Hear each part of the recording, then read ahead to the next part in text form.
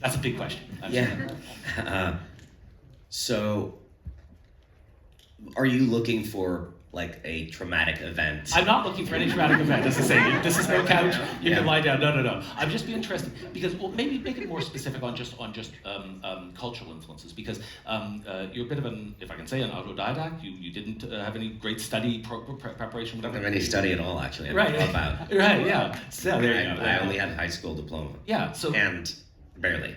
Well then, but I mean, so what do you see then is when you were younger, did you have artistic inspiration? Do you have things that triggered you or felt? I guess it was just a chaotic mess of a lot of different cultural references that, so when you're talking about raw material, I mean, obviously, if this is where you wanted to go, I guess I had a conflictual relationship with my mother.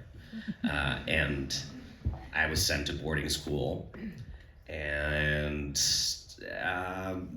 grew up with television, bad television, but good television in my honest, humble opinion.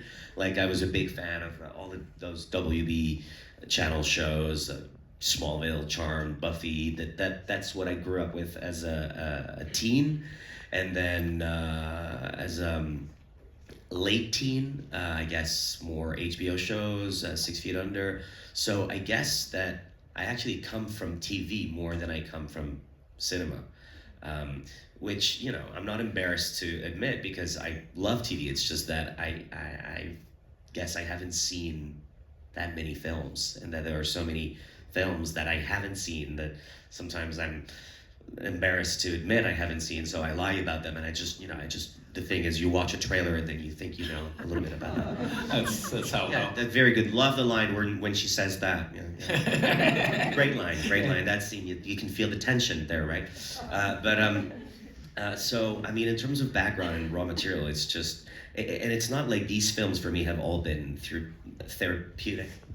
In a way, I mean, the first one is the one that's closest to my life and my heart and my intimacy with my relationship with my mother, and but then the rest of the material, of the rawness of it all is I guess therapeutic in a way, but therapy with society. Okay. The problems that I have with our society, the things that I dislike about society, the problems I purport to solve through these films. I guess it's a bit pretentious, but that's what a film is for me, is a problem that you're trying to solve. So the answer is a little bit It's fine. So the question was also. I'll be better with your second question. Okay, perhaps we'll see. I also just wanted to ask because not only did you start very young, you've sort of been in some ways performing business, the entertainment business, from a very young age. Yeah. Yeah. So you were how old? 5 years old. 5 years old, and you started doing what, commercials? Yeah, commercials for a drugstore chain. Okay, and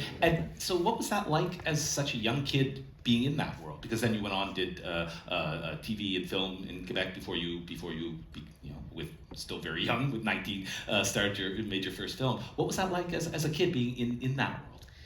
I guess it felt great at the time, but I realized years later that a part of my childhood was, I don't want to say taken away, because it's not like I'm a victim. I was lucky. I was privileged to be in show business, but show business is hard. It's harsh. It's rough. It's vulgar. It's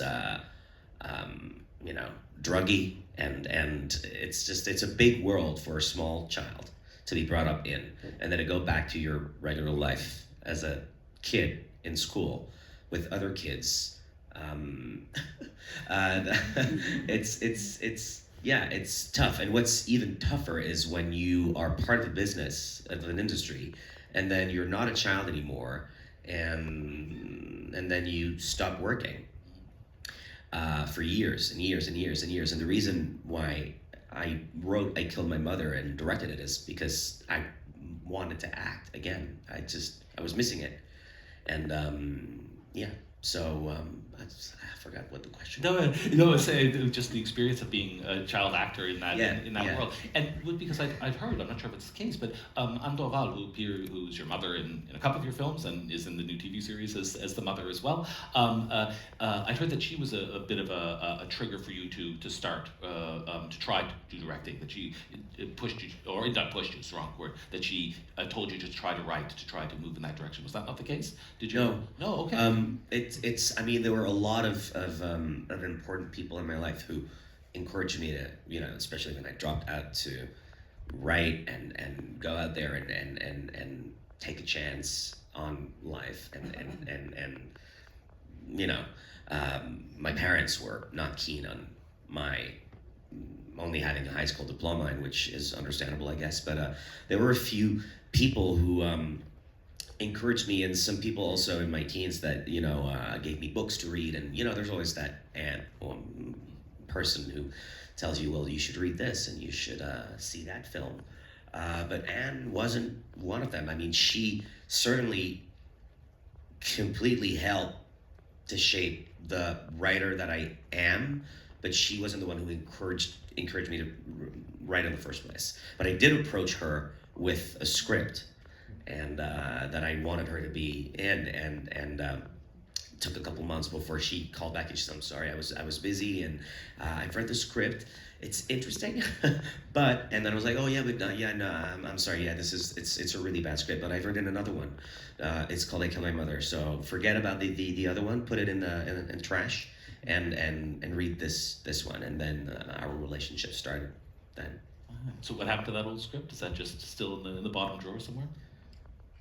It was called Pink Wings. All right. So, do I need to elaborate? Well, I mean, you never know. It could be a great animated series. It was like a gay angel in it. Right.